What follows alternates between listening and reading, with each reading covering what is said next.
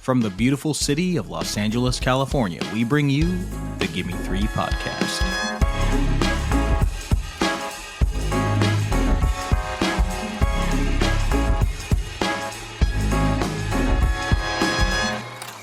Hello and welcome, cinephiles, cinema lovers, and movie appreciators, to the Gimme Three Podcast. It's the podcast where we pick three films connected by one theme.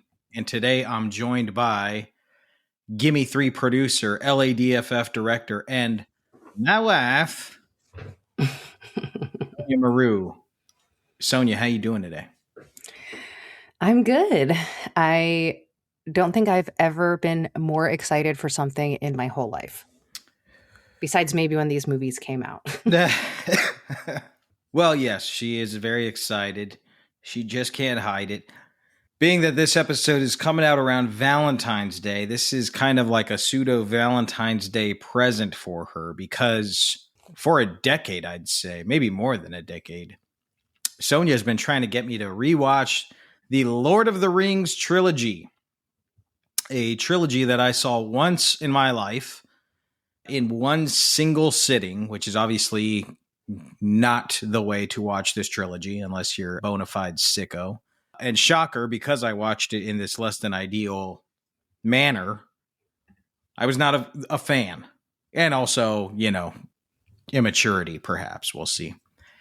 Time will tell on that. But so since then, which was like probably 20 years ago, I've kind of avoided this trilogy. But since Sonja's been trying to get me to do it for so long, and she's a massive Lord of the Rings fan, at long last, I said, you know what? I'm going to stop being a dick.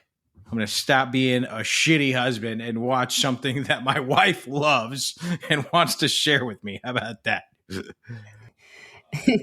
Yeah, just trust me. Yeah.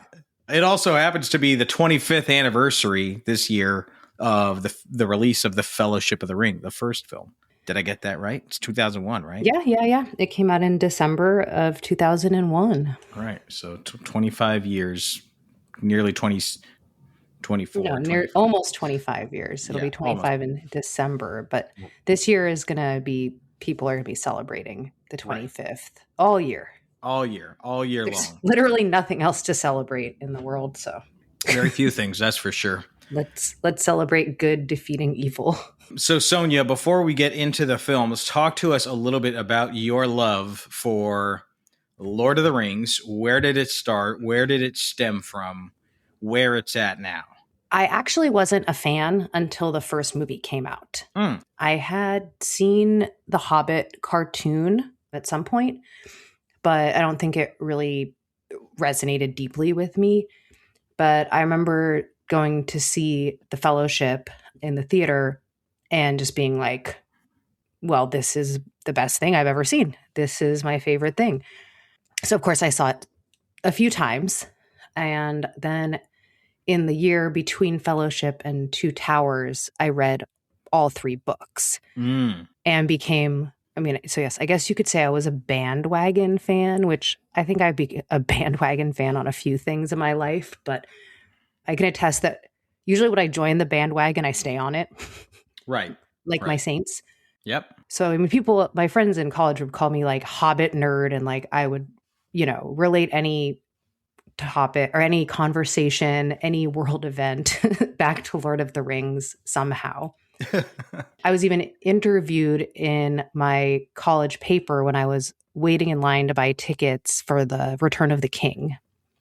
So I could get tickets for it opening night because, that's what you did back then. You waited in line to buy tickets, especially when you're in a small town that it's only playing on one screen.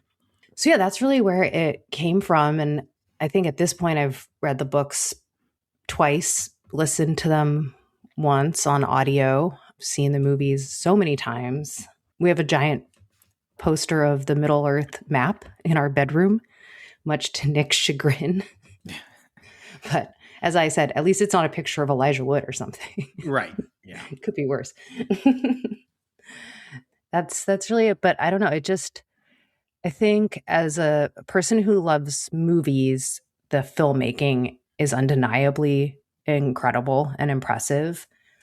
And then just as like a story and characters, I fell in love with them, the actors and the characters. Yeah. And the setting. I love it. Well, we'll get into all of it, and I'm going to give the audience a little peek behind the curtain on this episode, just so we're up to speed about how we're approaching this episode, which is a little bit differently than we handled most, because most of the time, Bella and I, or even if we're joined by a guest, we watch the 3 films, throughout the week or whatever, leading up to the recording of the episode. And then we record us talking about all 3 films in one sitting. But since these films are so dense, and since there's so many characters, like I literally have a fucking cheat sheet here of Aragon and Erawan and Boogans and Baggins and all these guys.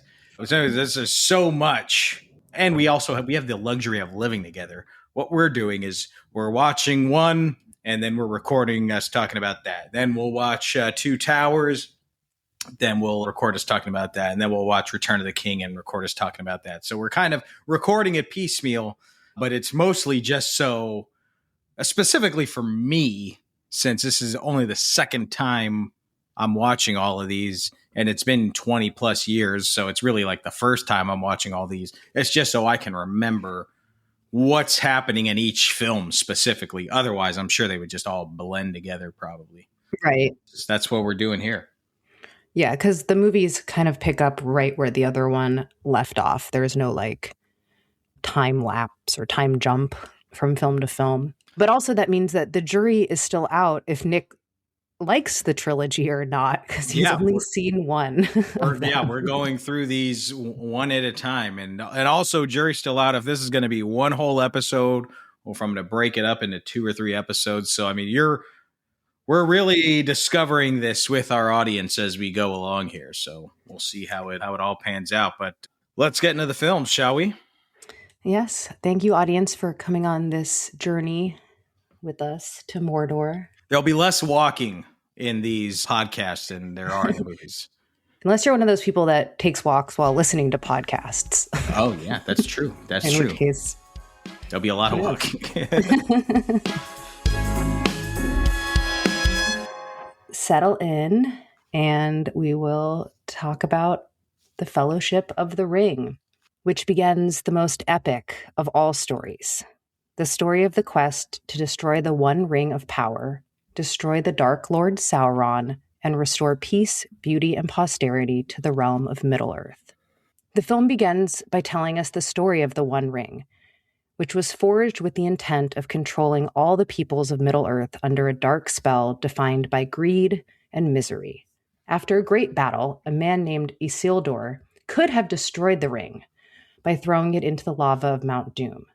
However, the ring filled him with greed and the lust for power, so he decided to keep it. Of course, this didn't work out very well for him. He was killed and fell into a river, where a hobbit-like creature named Gollum found the ring. Gollum quickly became a junkie for the ring and spent 500 years in the dark under the mountains coveting it until he suddenly and inexplicably lost it. It was found by a hobbit named Bilbo Baggins, who also coveted it, but not in the overwhelming way Gollum did. Bilbo brought it back to his home in the idyllic and pastoral Shire and kept it secret. After having it for many, many years, the ring began to burden him mentally and emotionally, so with the advice of the great wizard Gandalf, he decided to go live with the elves for his remaining days and leave the ring to his nephew, Frodo Baggins. As soon as Frodo is given the ring, though, Gandalf realizes the significance of this trinket. Gandalf also quickly learns that Gollum has been captured by Sauron's forces, and they've tortured him into telling them that the ring is both in the Shire and with a fellow named Baggins. Well, that's going to send them right to Frodo's front door. So Gandalf tells Frodo he must flee the Shire at once. Not only is it terrifying to learn that he's being hunted by the most evil creatures in Middle-earth, it turns out Frodo has never left the Shire and has almost no knowledge of the rest of the world. Despite that massive handicap, the wizard tells Frodo that he must flee at once, and flee he does, accidentally recruiting the help, and sometimes hindrance, of 3 hobbit traveling companions, Sam, Pippin, and Merry. Oh, and now's the part where I also have to add, hobbits are about 4 feet tall, among the smallest beings on Middle-earth besides animals and insects. And hobbits are typically very chill, with their days organized around 6 or 7 meals, nap times, and breaks to smoke their pipeweed and drink their ale. So these little guys have their work cut out for them.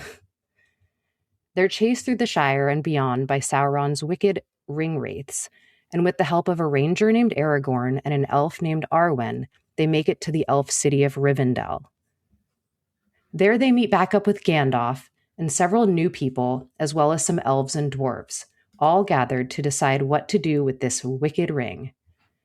After everyone argues for a while, Frodo grows exasperated, and also is maybe becoming a bit of a ring addict himself, so he volunteers to continue carrying the ring all the way to the lava of Mount Doom to destroy it.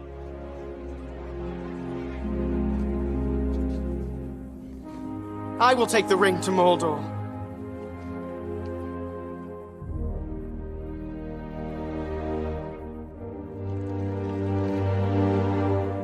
Though I do not know the way.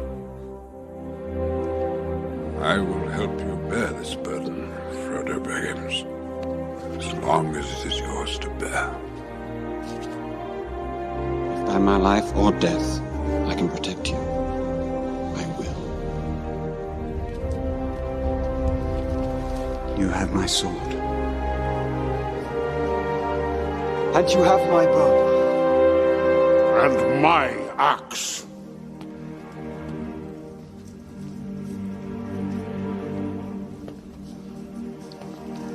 Carry the fate of us all, little one.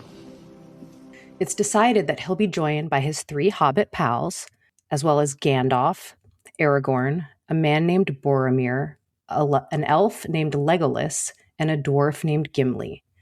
There will be a test on all these names. The motley crew of I will fail it. I know.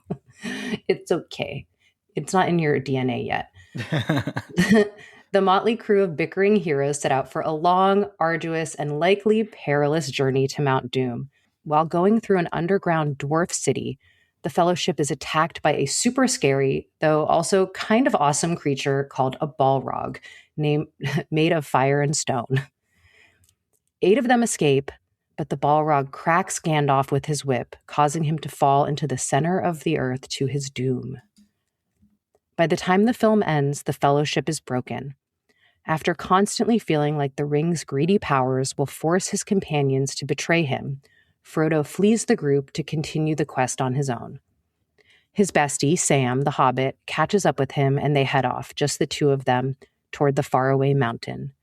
Monsters called orcs attack the group, killing Boromir and capturing the other 2 hobbits, leaving Aragorn, Legolas, and Gimli to chase down the orcs and save the hobbits. For all the fans, I know I left a lot out, but I think I got all the meat. Did I do good, Nick? You did good. Yeah, you did good. It's quite a story. I mean, Why not? Here's the thing. What's the matter with the name Jeff or Frank or Melissa? Well, I mean, no offense to my friend Melissa, but they're just not as magical of names. Yes, it's a lot of story. It's a lot of pages of a book. It's a lot of reels of a film. Mm-hmm. But for me, it just flies by. I'm wrapped by the whole thing. You're sat, as Everything. the kids say. Yes, I am sat Mm-hmm. for sure. Yeah. Yeah, overall, undoubtedly, I liked it a lot more than when I saw it the first time. As you talked about, the technical work is outstanding. I mean, just the sheer scale of the movie making and the pictures that are created and how they're able to accomplish it. It's really awe-inspiring, and knowing that, like so much of what they did was practical, practical effects and stuff is really, really amazing. I want to talk a little bit about the opening of the film, because the film opens with one of those like really challenging montages that deliver a lot of exposition and a lot of character introductions and a lot of world building, and you basically learn about all these rings and then how they were created and the one ring to rule them all. It sets up everything. It's what that show, The Rings of Power, is going to take 5 seasons to tell. Right, exactly. They do it in what, 5 minutes? 5 minutes or something. Yeah, 10 minutes, I think. And for me, from a storytelling perspective, and I know I'm like cracking jokes about all the names and the worlds and all this kind of stuff, but from a storytelling perspective, this was the element that I actually found the most impressive, because doing these kind of introductions or like, it's an expository dump, for essentially. And oftentimes those can be either very cheesy or very boring, but they really do a good job here and they deliver the goods. And not only summarizing what I imagine is like hundreds of pages of lore or something in some book, but also making it really engaging and pulling the audience in. I agree. I mean, I think, like I said, I had never read the books before I saw this movie. I feel like throughout the whole thing, I feel like I totally understood the characters' history, relationship to each other, motivation. Maybe like, sure, there's a few things like on a rewatch that you're like, oh yeah, okay, I missed that. Yeah. But they do a pretty amazing job, which like, I watched the whole first season of Game of Thrones before I figured out how everyone was related to each other. Right. They do it pretty seamlessly. Mm-hmm. I like the choice of, what is it? Galadriel, Kate Blanchett's character as the narrator for this sequence. Mm-hmm. I think is a perfect choice. Why do you think that? Aside from, she's a great actress with a great voice, but. Well, I think it gives it like this ethereal kind of otherworldly vibe that really sets the tone. It's not so. I read somewhere that they had Gandalf doing it, and I don't know. It feels, with her doing it, it feels less Once Upon a Timey. It really feels like this. There's a drama to it that I think is present with her voice and her performance in there. And I mean, that was before I even like realized who it is that's saying it, like I realized it after, but I'm just going off of like the feeling that I got from watching it, because I didn't know that it was Galadriel as I was watching the opening of the film. I didn't realize it was even Kate Blanchett. I was just like, okay, feels cool and kind of like spooky and ethereal and like timeless. Whereas if obviously Ian McKellen, a wonderful actor with an amazing voice also, but I feel like if it was his voice, it would be a little bit more like, sit down on my knee and let me tell you a story. Yeah, I could see that. Well, do you think that it gave more weight to her character when she's revealed later in the film? Well, no, because I didn't realize it was the same person. Oh. But maybe I'll maybe on a rewatch in another 20 years, I'll think about that. Well, because Galadriel and Hugo Weaving's character, Elrond, are like the only 2 characters that have been around to witness the story that's being told also. So they're OGs. They're OGs. I mean, they weren't like, there since the beginning of time, but they were there when the rings were made. Right. Whereas Gandalf was not. Yeah. So, yeah, I think it makes more perfect sense. choice from a character standpoint and, like you said, just a cinematic vibe. Right. So I have here, since I think I owe this to you for avoiding it for a decade plus, 3 things that I love about Lord of the Rings, Fellowship of the Ring. I talked about the opening already, so I'm going to exclude that. Number 1 here, the orcs. Absolutely badass.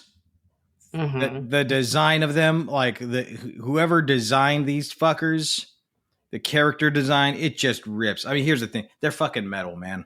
You can't grow up as a fan of, say, Iron Maiden or Gwar, like I did, and not look at these things and be like, man, fuck yeah, those things.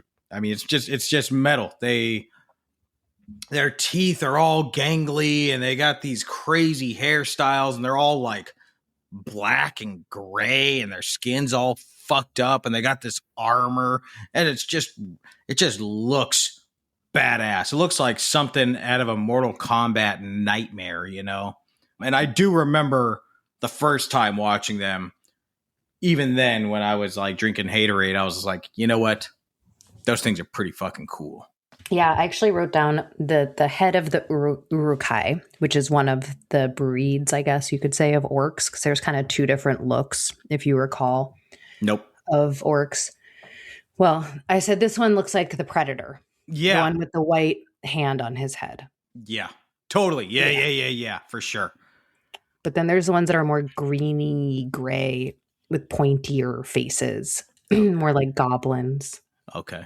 You'll get to know the difference.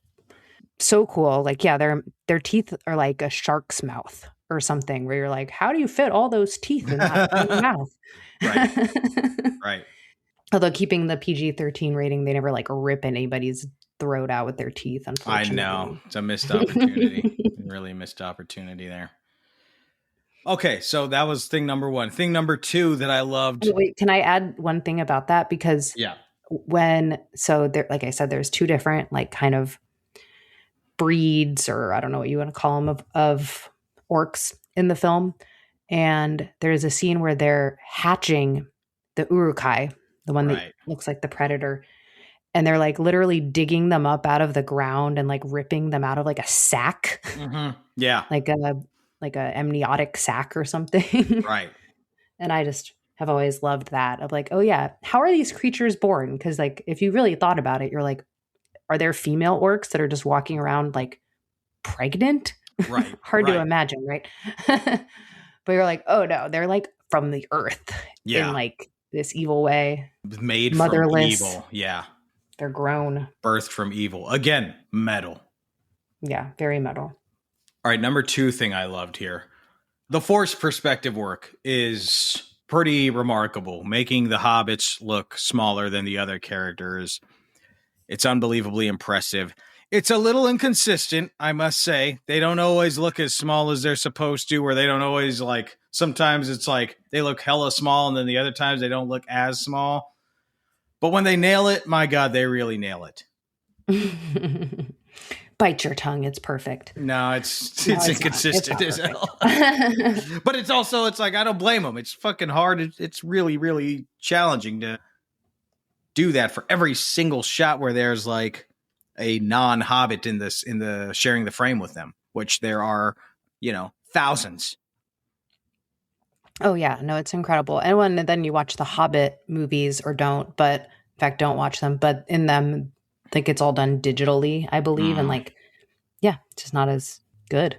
Yeah, you don't believe it. They used several techniques to get that scale. Like sometimes it was just like forced perspective, like someone in the Gandalf in the foreground and Frodo in the background, which they said was really tricky. Like there's a scene where they're like at a table in the beginning of the film in Frodo's house in Bag End. And Frodo's like doing something and talking to Gandalf and pouring tea. And they can't share each other's eye line because that would, ruin the perspective. Right. So they have like this totally other eye line that they have to do.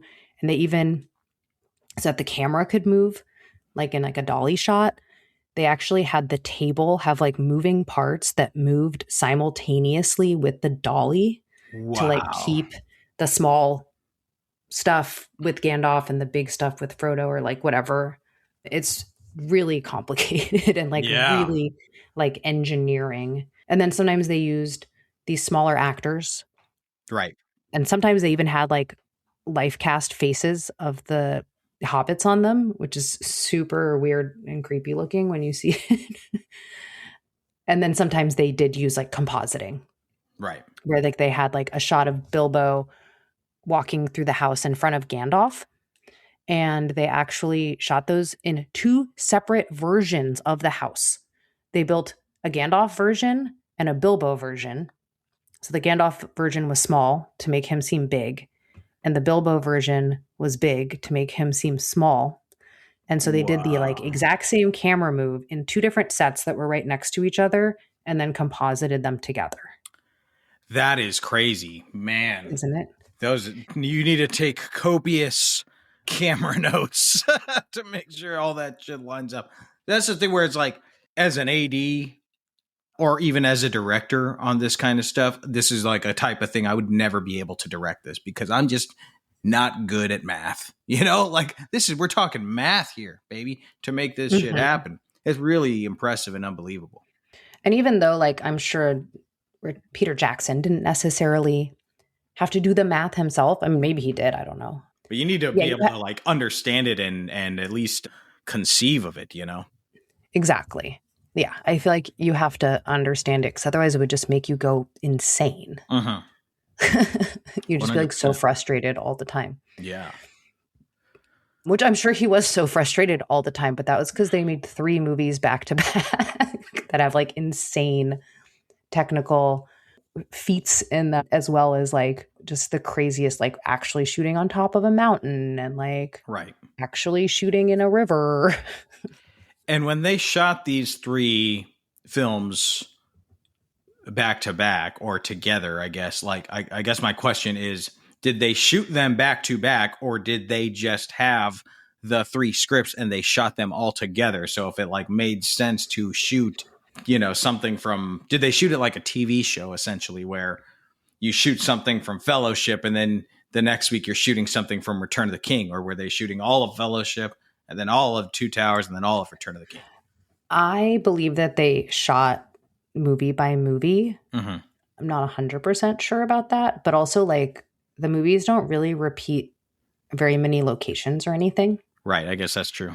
Unless it was like an actor scheduling thing, which like, I think they were like, guys, you're just in New Zealand now. Like, just be here now for a long time. Yeah. At least most of that. Like Liv Tyler came in and out because she doesn't have like a ton of time. Right. But, you know, like anyone who's in the Fellowship was just there, I think.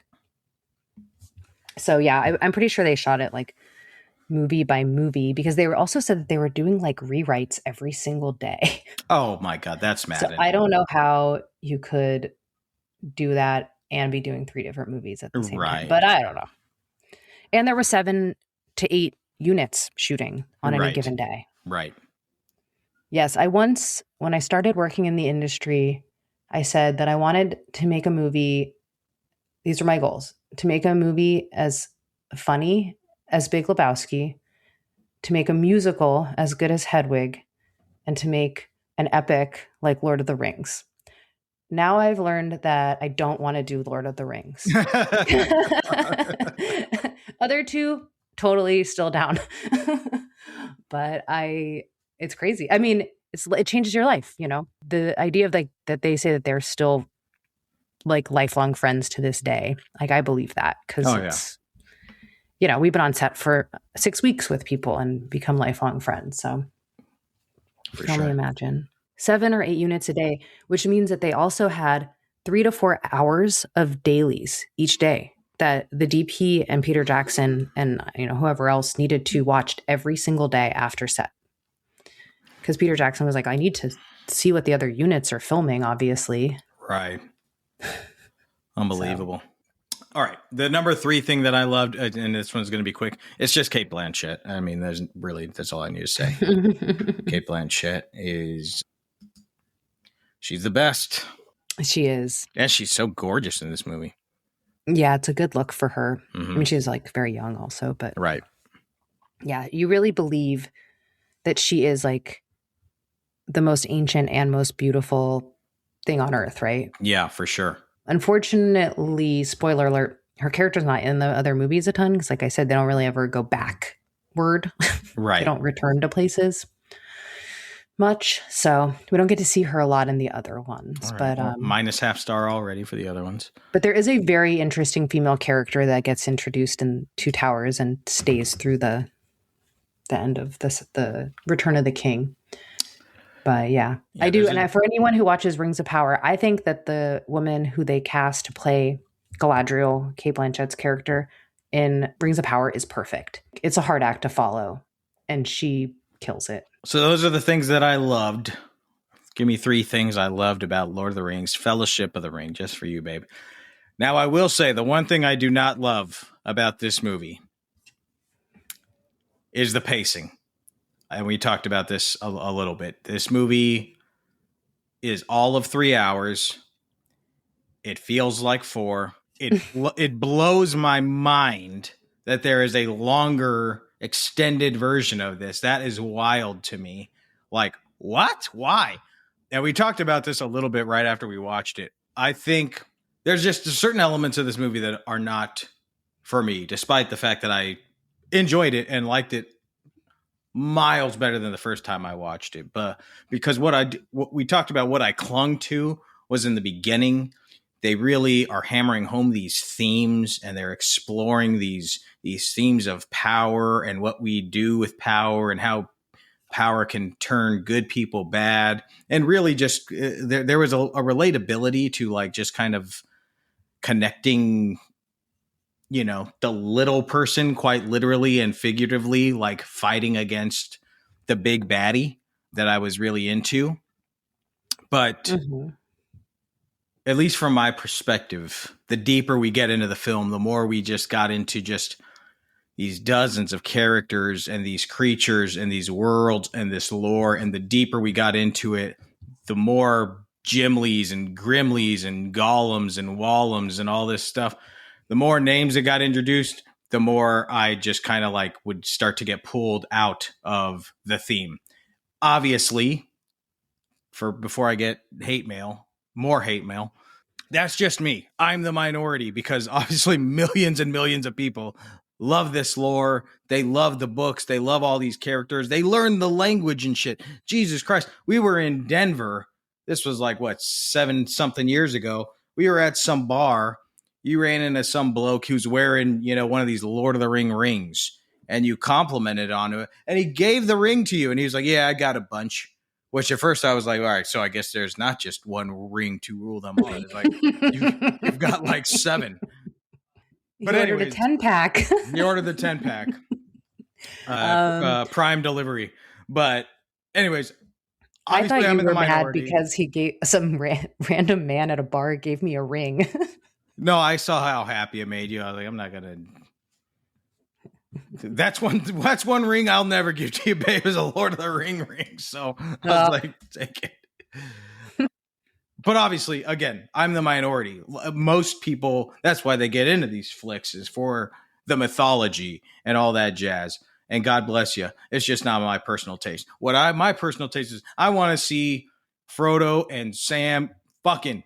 I want to see Arwen or Arwan, whatever her name is. Let's get some titties going in this bitch. I mean, there's no sex anywhere in these flicks. No, it's very chaste. And of course, the homosexual undertones have, been widely discussed and appreciated. I mean, it is a whole bunch of men and there are clearly kind of pairs that are deeply bonded.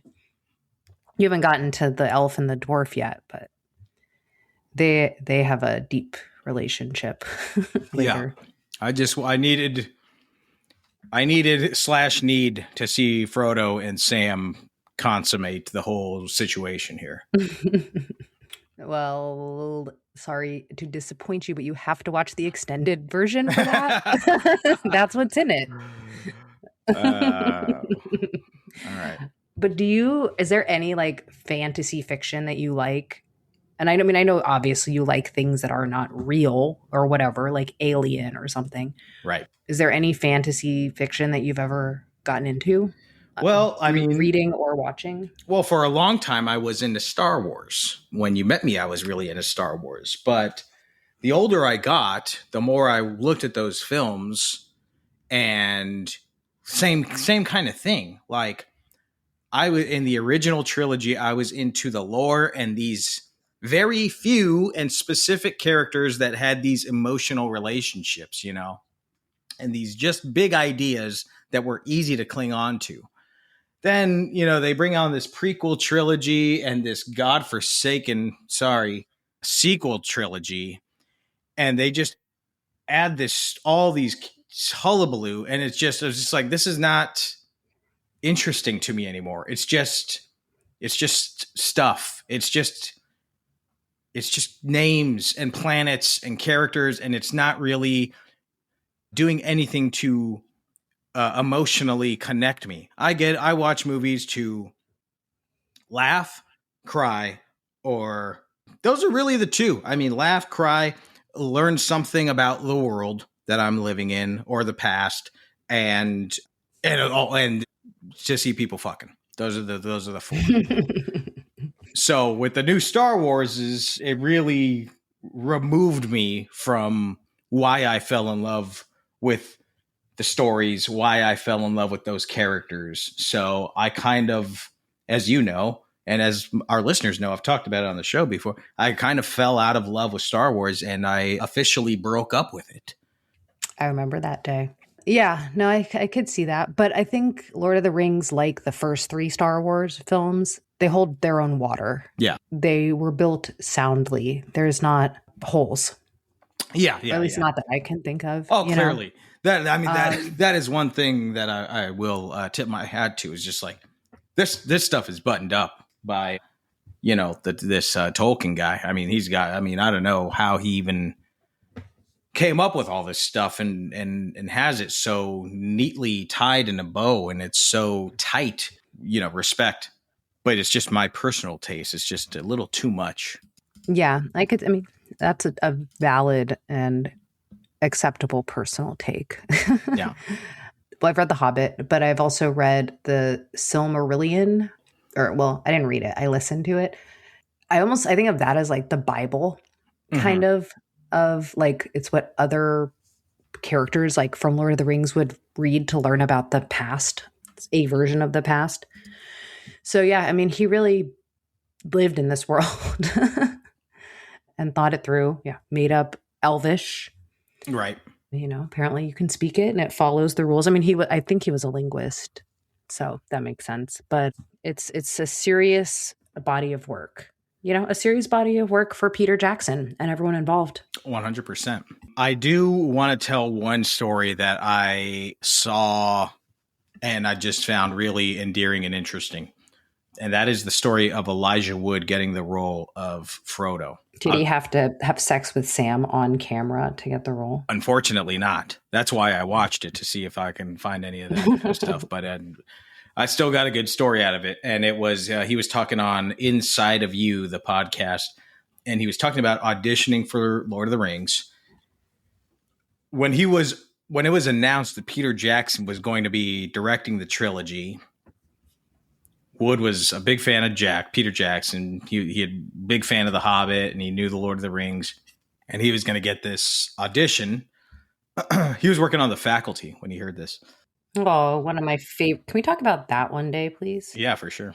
So anyways, he talked about wanting to really set himself apart from the other actors that were going to be auditioning for this. So he went to his agent and he was like, I'm going to create my own tape for this. I think I'm going to film myself as Frodo. And his agent was hesitant, obviously, because at the time this was not the norm. Now, obviously, self-taping for actors is kind of like the standard. But this was the late 90s. It was pretty rare for you to do self-tapes, and especially in the manner that Elijah Wood wanted to do it, which was that he went to costume stores, rented stuff. He was in the valley right down here, just rented some costumes, dressed himself up as what he thought the hobbits should look like. He had his friend George Wang, director of Swimming with Sharks, helped Elijah film some of these scenes. They shot one scene at Elijah's house. They shot a couple at Griffith Park. And, they kind of shot them like a movie. They shot it on mini DV, obviously, and shoot it on film, but they kind of shot the scenes like a movie rather than an audition tape. He put his heart and soul into it. He put his best foot forward. He gets the call back and he goes into the office. And as he's telling the story, he said, this is actually what made him emotional. He was like, obviously meeting Peter and, getting everything, the way it turned out was all wonderful. But he said, this is where he really felt something. And it was speaking to somebody who worked in Victoria Burrows, a casting director's office. And it was a casting assistant or something who came up to him. And that person told Elijah Wood that the emotions, that he was trying to evoke really came through in the tape. She was telling him what she felt as she was watching his tape and stuff. And Elijah said that made me tear up because it was, like he felt as an artist that he had accomplished something and he like connected with something and he did, what every actor wants to do. It's like you try and this is what I want to emotionally convey. This is what I want the audience to feel. And so rarely do actors actually hear that. Even if they get like an Academy Award for something, you don't go up to an actor and say, hey, that scene that you did this, that made me feel this way. And if that's exactly what that actor was trying to convey, that could be really, that's the highest compliment. So obviously everything turned out great for Elijah and he got the role, but he said that was a moment that really stuck out to him in the whole casting process. Oh, that's really nice. Yeah. I always like when you know that an actor like wanted the role so badly also. Because like Vigo is the opposite. They had to recast Aragorn like last minute because they thought that the guy who they originally cast didn't have the right look or looked too young in the end. Right. So they had to like call him up and be like, can you come to New Zealand tomorrow? Wow. And he had to just like make a decision. He had no prep. Like he had to learn sword fighting and horseback riding and like all this stuff like that the other guys had been working on for 2 months. Right. And it's like, and can you be here for like, it's not like, hey, could you come do this movie? You're going to be here for a month. It's like, you're going to be here for a few years, bro. Yes. Well, and he said that he wasn't going to do it. He didn't really have like a familiarity with the work with Lord of the Rings, but that his son was like, what? You have to go do that. Like that is the coolest job you could ever have, Dad. Yeah. So yeah, having the son's permission to be gone for so long. I mean, I'm sure like he visited or whatever, but to have the son's permission and, to have, I imagine his son was like young at the time. I think people who do like movies that are quote unquote like for kids or whatever are always like glad to make something for their kids. Yeah. Opposed to being like, yeah, I'm making Irreversible. Don't watch that. Right. Kid. Good Lord. I wouldn't even recommend adults watch that. I know.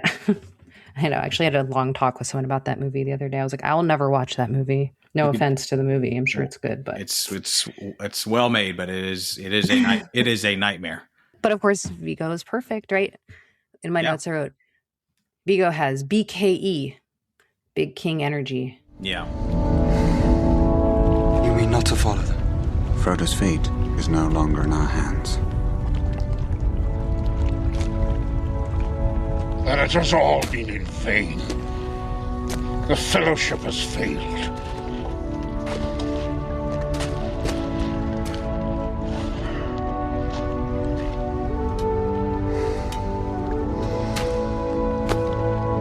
What if we hold true to each other? We will not abandon Merry and Pippin to torment and death. Not while we have strength left. Leave all that can be spared behind. We travel light. Let us handsome walk.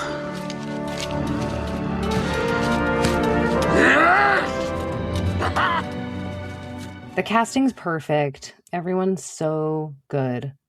Like this was Orlando Bloom's first movie, and he pulls off like being wise and also like so young, feeling at the same time perfectly. Like, I don't know, Legolas is my favorite role of his career thus far anyway.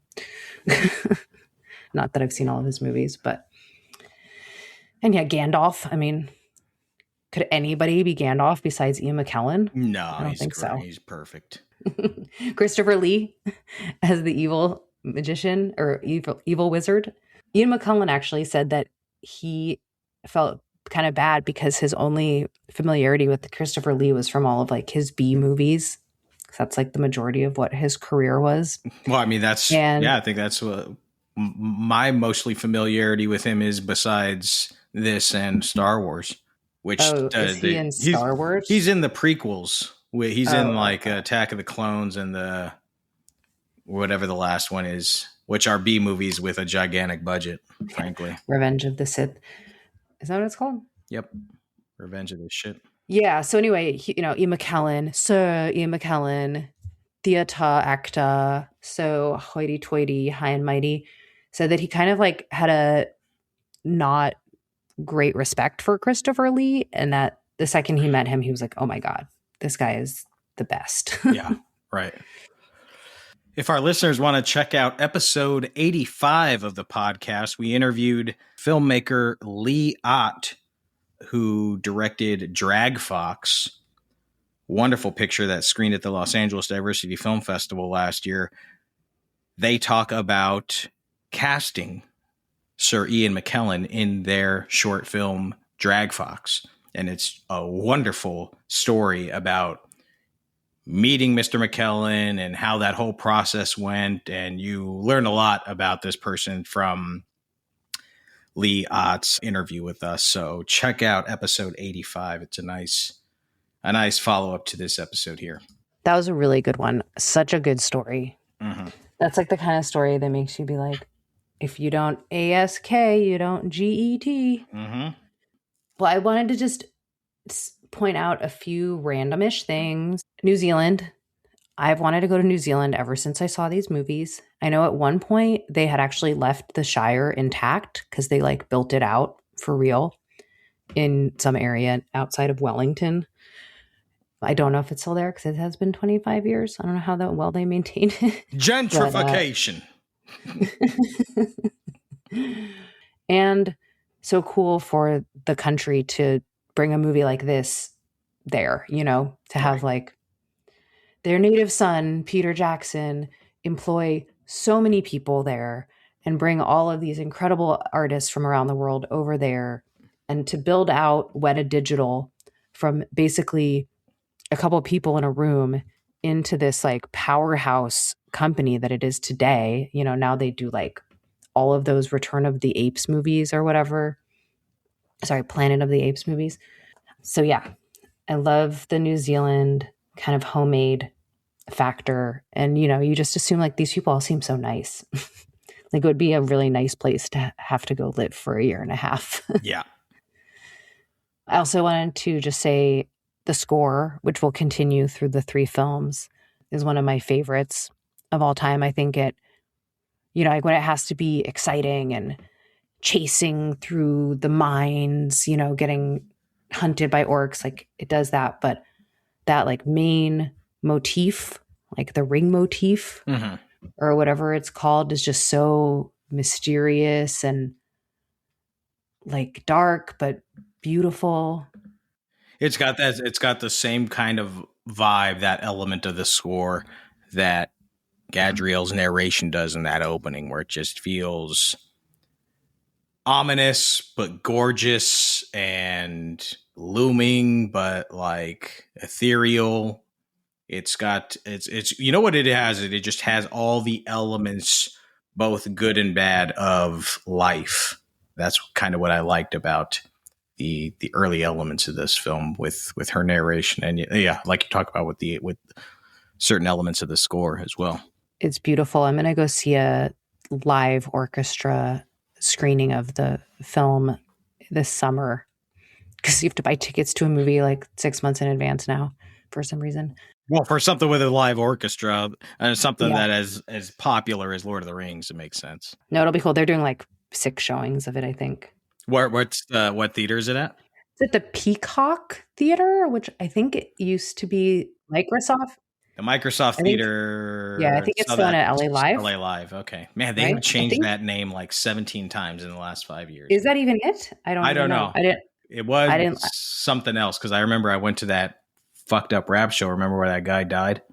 Never mind. Well, I'll take that out.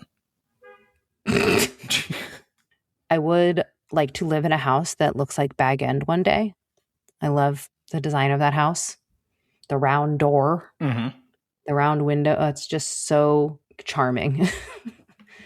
I love how the Shire sets the stage for the rest of the movie. And like, this is what war and power and greed and like disrespect for the environment like takes away from people. Right. Just this ability to live and be happy in a simple way in a community.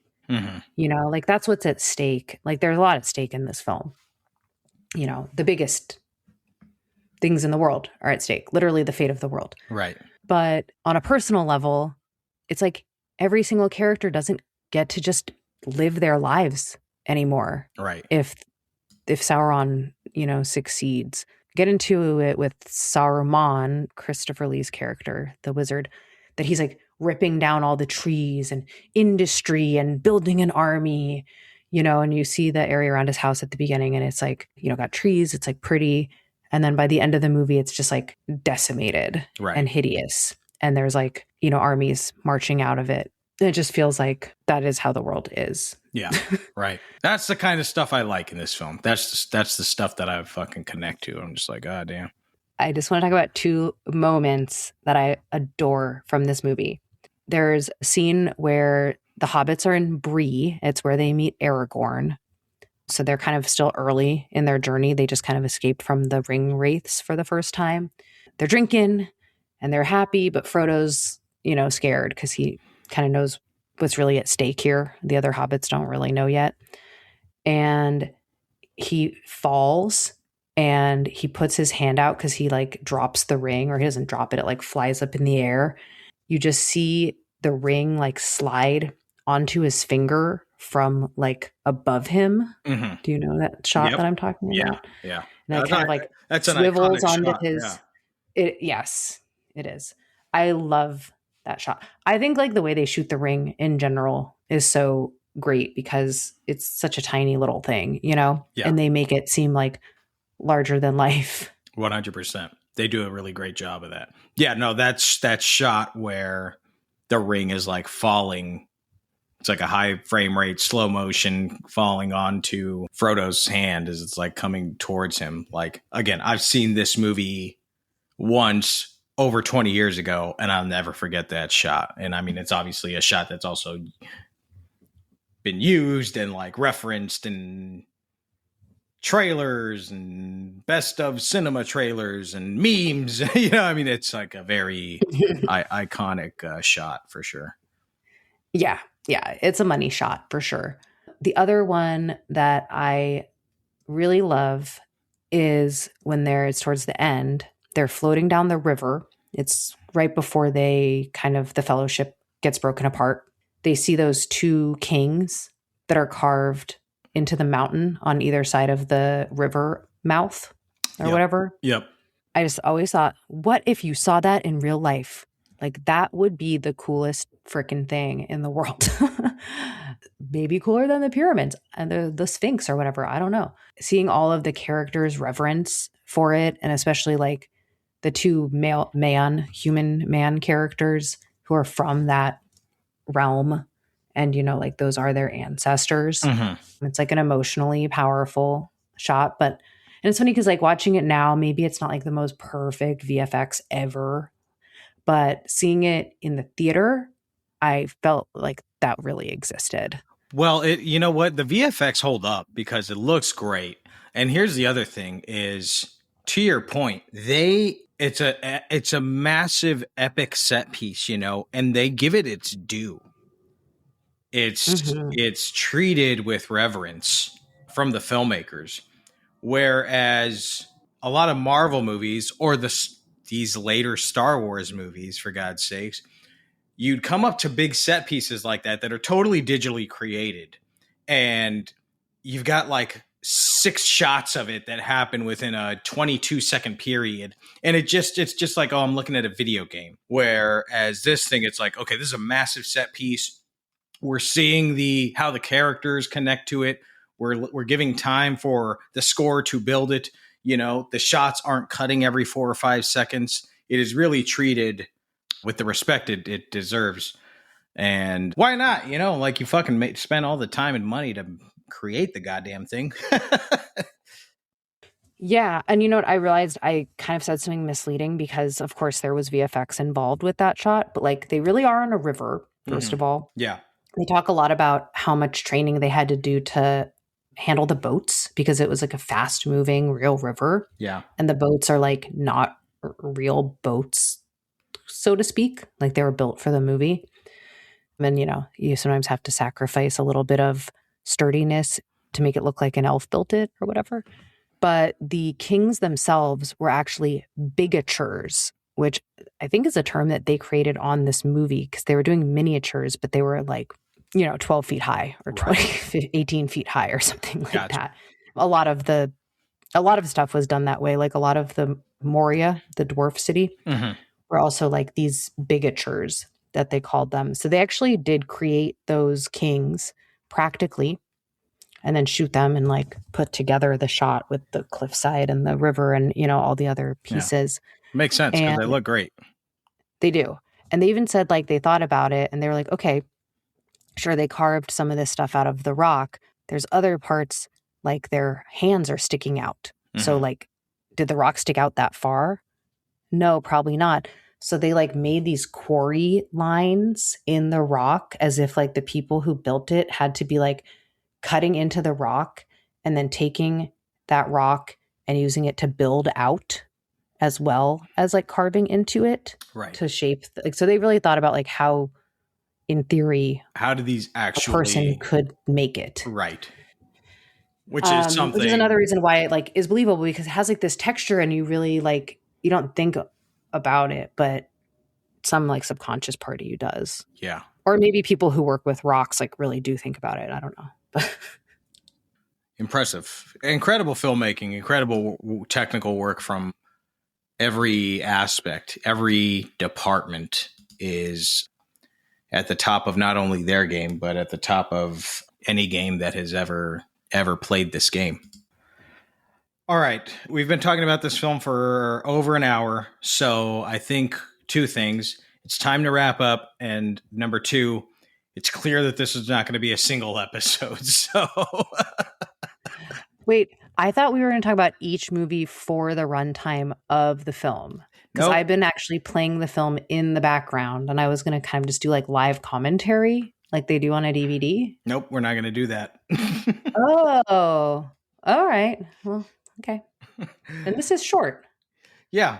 It's just a third of the runtime of the film. So, well, stick around, I suppose, for the next episode, then I guess where we will talk about the Two Towers.